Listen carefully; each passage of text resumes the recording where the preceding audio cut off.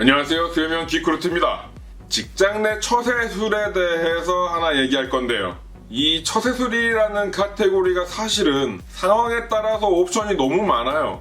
정확한 정답이라고 말씀드리는 것보다는 이렇게 생각하고 이렇게 행동하는 게 뒷날, 후일에 더 좋을 것 같다가 모든 처세술에서 집중해야 되는 대목입니다.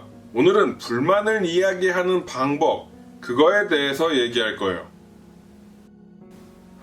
회사 생활을 하면 불만이 어쩔 수 없이 생겨요. 무슨 산은 산이요 물은 물이요 같이 해탈의 경지에 이르러서 회사 생활이라는 걸 하지는 않거든요. 일하는 것은 직장인의 공통의 목적이거든요. 근데 경력이 쌓이면 쌓일수록 내가 지금 하는 것은 내가 할 일이 아니다 라든가 내 일이 아니고 남의 일을 해주는 거다 라는 불만 같은 게 생기셔서 혼자 창업을 하시거나 아니면 친구분들 아니면 직장 동료랑 같이 공동 사업을 하시거나 그런 루트를 타시는 분들도 있는데 창업을 해도 불만이 생겨요. 직장 생활이니까.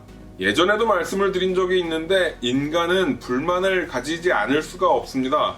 왜냐면 더 잘 살고 싶어하는 욕심이 있거든요. 이거는 욕심이라고 해야 될지 욕구라고 해야 될지 잘 모르겠지만 그게 발전의 밑바탕이 됩니다. 그나마 긍정적인 건 우리는 인간이라서 의지가 있으니까 불만이 조금 덜 생기는 곳으로 이직해 갈 수 있다는 거. 불만에도 우선순위가 있고 그 불만에 대한 비중이 좀 있어서요. 상위 불만이 해결되면 삶의 만족도를 상승시킬 수 있다는 거. 그런 것 좀 긍정적이죠.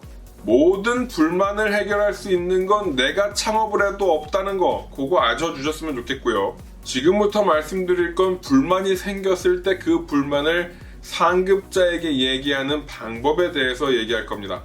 첫 번째로 말씀드릴 건 거취예요.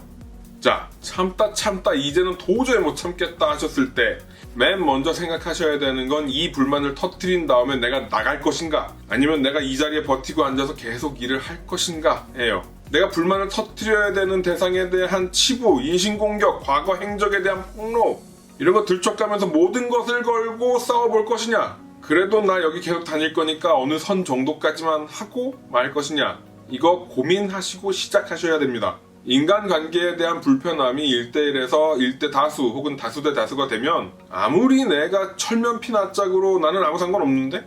나는 아무렇지도 않은데? 너네만 지금 이상한 건데 이놈들아? 하고 다니게 되더라도 출근해서 자리에 앉을 때 둘러싼 공기가 달라져 있을 거예요.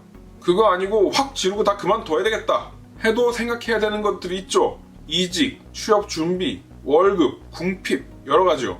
그래서 거취를 어떻게 할 것인가를 생각 먼저 하시고 불만을 터뜨릴 준비를 하셔야 돼요. 두 번째로 말씀드릴 건 타이밍입니다. 이거는 장소를 말씀드리는 것도 있고 상황을 말씀드리는 것도 있고 시간을 말씀드리는 걸 수도 있어요. 제가 그 타이밍이라는 조건에서 제일 멍청하다고 생각하는 건 다 같이 모인 장소에서 상급 대상자를 들이받는 거예요. 그것도 회사 그만둘 생각 없이요.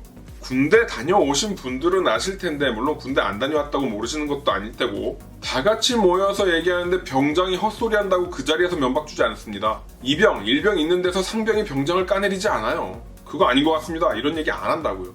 나중에 그 헛소리한 병장이랑 1대1로 둘이 있을 때 그럴 때 조용하게 얘기하거나 그냥 저한테 말씀해 주시면 제가 잘 알아듣게 얘기해 보겠습니다.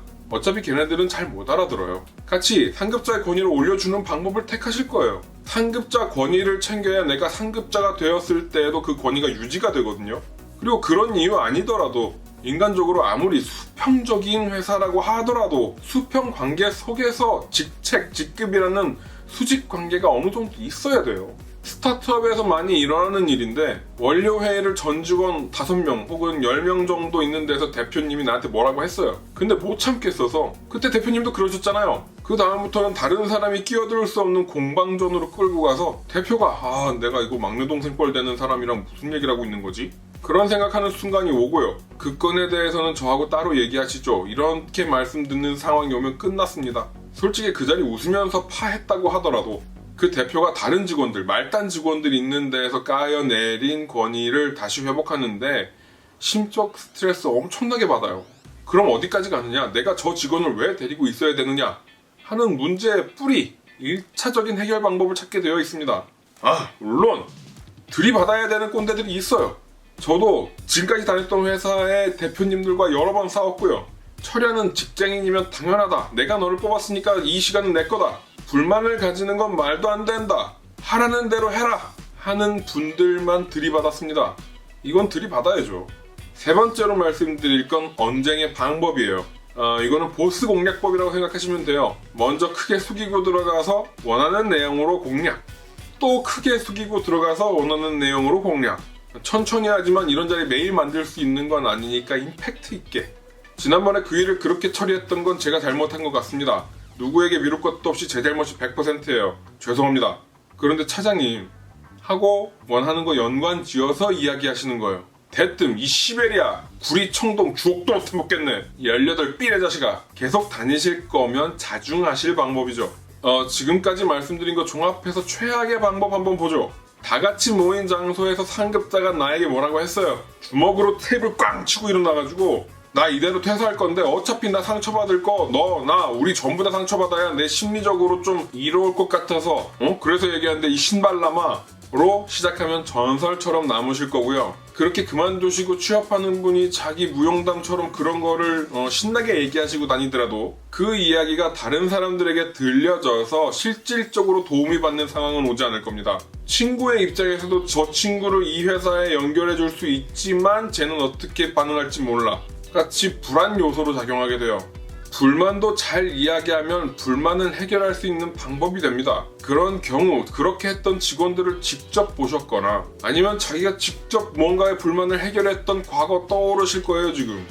오늘의 결론은 현명함과 멍청함은 목적을 이루는 방법에 달린 거라는 거.